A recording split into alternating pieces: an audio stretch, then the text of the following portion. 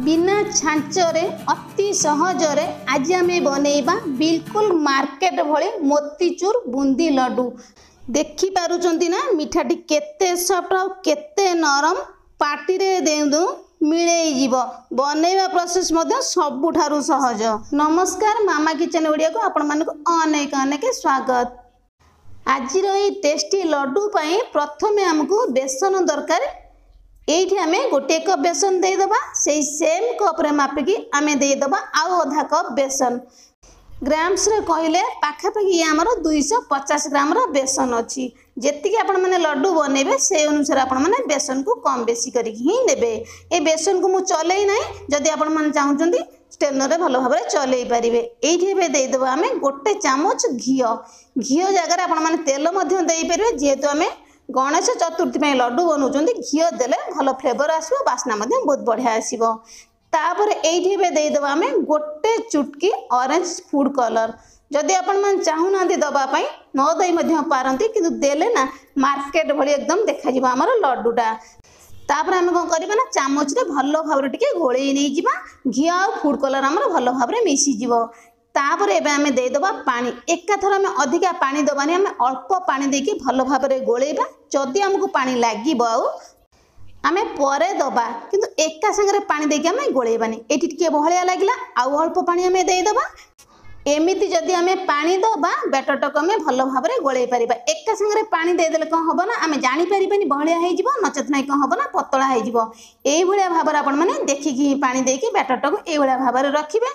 बैटरटा भल भाव केमी जानवे ना ये गोटे चामच मुझे चामच नेला ये भाव देख पार एकदम शाइनिंग करी बैटरटा को गोलेबे परफेक्ट बुंदी लड्डू आपण मैंने घर बनई पारे।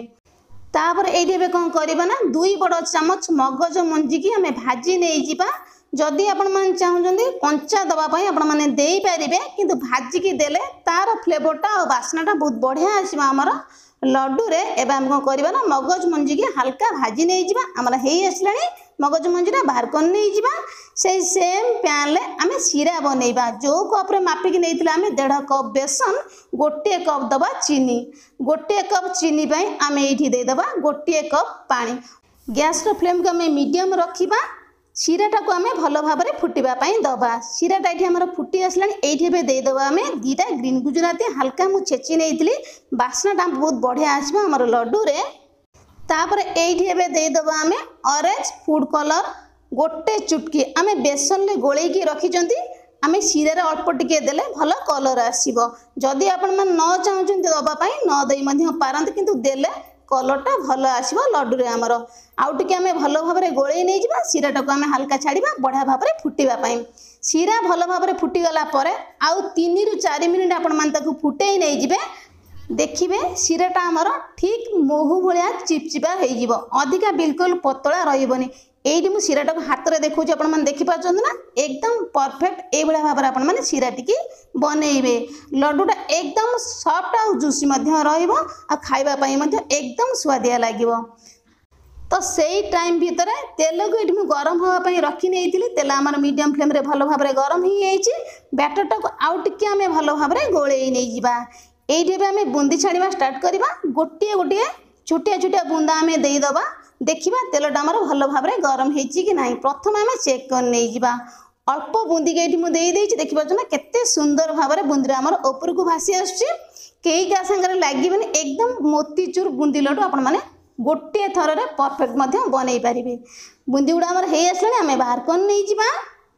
जेहेतु आम बिना छांचरे बनैबा ये मुझे गोटे ग्रेटर को भल भाव पोछिकी ही ने बिल्कुल पानी न लगी।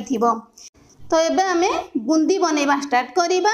ये कौन करवा ना हल्का टिके हाथ में आम ऊपर को प्रेस कर नहीं जा। तेलटा कौन करवा ना हाथ में लगे चामच अल्प अल्प बैटर देकी चारि पाख जंग आम बुले नहीं जा।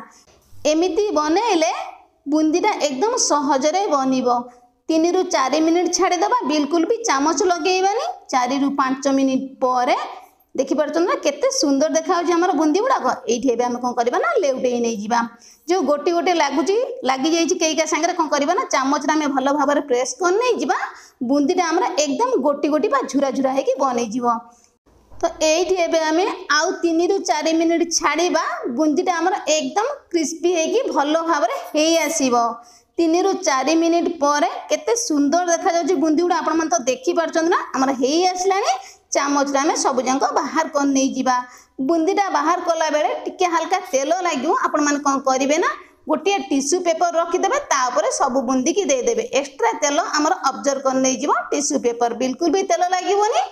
छोट पिला मानक आराम से आपण माने देई परिबे से माने मध्य खुशी खुशी रे लड्डू को खाई परिबे। तो से सेम प्रोसेस रे हमें आउ थरे बुंदी बनेइबा। ग्रेटर को आपण माने कोन करिबा ना हल्का टिके धोई की पोछि नै जिवे नचेत नै कोन होबा ना भलो भाबरे बुंदी हमें बनेई परिबा नै। एइठे बे हाथ को टिके हमें ऊपर को रखी के बैटर को हमें आराम से देई नै जिबा। चारि पाखा जंग हाथ रो टिके हमें बुलेई नै जिबा। एमिति बनेले कोन होबा ना बुंदीटा हमर भलो ही बनिबो एकदम गोटी गोटी हेई बनिबो। आउ आधा चामच हमें देई दबा। ग्रेटर रे कौन होबो ना जदि हमें न धोईकी पुणी आमे देबा कौन करबा ना ग्रेटरटा हमर भलो भाबरे होलटा कौन होबो ना बेसन जो हमें गोळेई रखछन ना लागी जीवो भलो भाबरे बुंदीटा हमर बनिबोनी। तो सेम प्रोसेस रे हमें 3 रु 4 मिनिट छाडी दबा। 3 रु 4 मिनिट पर लेउटेई नै जीवा। लेउटेई नै गला पर आउ 2-3 मिनिट आमे ताकू छाडीबा भलो भाबरे हमर बुंदीटा हबा पई। बुंदीटा जेहेतु गोटे गोटे लागी जाय कौन करबा ना चामच रे प्रेस कर नै गले एकदम झुरा झुरा ही बुंदीटा हमर भांगी जीवो। तेणु करी बुंदीटा को क्रिस्पी करिया पई आमे घियो ही देइथिले। एमिति बनेले कौन होबो ना बुंदीटा को आपण माने हाथ रे भांगी देबे एकदम झुरा झुरा ही कि भांगी मध्य हेई जीवो। हेई आसलानी हमर बुंदीटा बाहर कोन नै जिबा। से सेम प्रोसेस रे हमें सब बुंदी की छांकी की रेडी कर नै जिबा। देखि पारछो ना केते सुंदर देखा जाउची बुंदीटा हमर। हाथ रे म हल्का ताको भांगी नै जाइची आपण माने एई भला भाबरे भांगीबे। गोटिए बुंदी आपण मन को चेक करी देखै न देखछो ना केते क्रिस्पी है जे हाथ रे भांगले एकदम झुरा झुरा है कि सब गुडा भांगी जीवो। एई भला भाबरे आपण माने बुंदीटा को ही बनेइबे। तो हेई गला ना हमर बिना छांच रे एकदम परफेक्ट बुंदी। तो एइठे बे कौन करबा ना सिराटा हमर ठंडा हे जाइची। सिराटा को हमें गरम करबा। जे कोनोसी पूजा पार्वण दिन रे हाथ रे कम समय थिले ए टेस्टी मोतीचूर लड्डू को आपण माने बनेई परिबे। सिराटे एठी हमर हल्का से फुटी आसलानी। एबे हम कोन करबा ना जो बुंदीटा थिला हम एका संगे सब जंक देई दबा। जदि आपण केबे लड्डू बनेई भी नाहंती प्रथम थर आपण माने बनौचंती मोर आपण मान को 100% ग्यारंटी गोटे थर रे एकदम परफेक्ट बनिबो। बिल्कुल मार्केट भली मोतीचूर बुंदी लड्डू। एबे हम कोन करबा ना भलो भाबरे टिके सिरा सहित बुंदी के हमें मिसई नै जिबा। देखि परछ ना सिराटा टिके अधिका लागुतला हल्का टिके फुटी गेला परे सिराटा बुंदीटा एकदम सिरा को ऑब्जर्व कर नै जिवो। तापर जो मगज मंजी के हमें भाजी की रखितले ना एठी एबे देई दबा। एबे हम कोन करबा ना भलो भाबरे आउ टिके गोळेई नै जिबा। गैस रो फ्लेम को हमें ऑफ कर दबा। गैस रो फ्लेम को जदी ऑन करी के हमें गोळेइबा ताहेले लड्डूटा सॉफ्ट बनिबोनी टाण बनिबो। तो एठी एबे देई दबा हमें आधा छोटो चामच घियो। एबे हमें कोन करबा ना आउ टिके घियो सहित बुंदीटा को भलो भाबरे गोळेई नै जिबा। तापर हम हल्का ताकू छाडीबा ठंडा हवा पई। एठी हमर हल्का ठंडा हे आसलानी। एबे हम कोन करबा ना लड्डू गढिबा स्टार्ट करिबा। मीडियम साइज हो बा बड़ साइज रे हो जे कोनोसी साइज आपण मानकर पसंद आपण माने बनेई परिबे। आमे जो प्रोसेस रे मार्केट रे किनंती ना मोतीचूर बुंदी लड्डू सेम प्रोसेस ही बनेइबा। हाथ रे टिके प्रेस कर नै जिबा एपट सपट करके लेउटे नै जिबा। बढ़िया भाबरे हमर बुंदीरा बनि जिवो। केई भी जानि परिबेनी ए लड्डूटा मार्केट रो किना जाइनी बोली। ठीक एकदम मार्केट भली रसुआ एकदम जूसी मोतीचूर लड्डू हे गेला ना हमर केते सुंदर देखा हो आपण मन तो देखि पारछन ना। तो से सेम प्रोसेस रे सब लड्डू को हमें बनेई नै जिबा। अच्छा कहले देखी मोतीचूर बुंदी लड्डू बनेबा केते सहज। एते सहज रे जदि हमें एते स्वादिष्ट रसुआ जूसी मोतीचूर लड्डू टे घरे बनेई परिबा ताले कहले देखी मार्केट लड्डू बिल्कुल भी किनिबा दरकार नै। एठी एबे हमर बनी गला ना बिल्कुल मार्केट भली मोतीचूर बुंदी लड्डू। से भी पुणी आमे बनईचंती बिना छांच रे अति सहज रे अति सुआदिया स्वादिष्ट एकदम रसुआ और रसभरा जूसी लड्डू। तो निहाती भाव ए गणेश चतुर्थी रे बनातु प्रसाद लगातु निजे खातु और समस्त खुआतु। मोर आशा आज रेसिपी समस्त को पसंद आसीबो।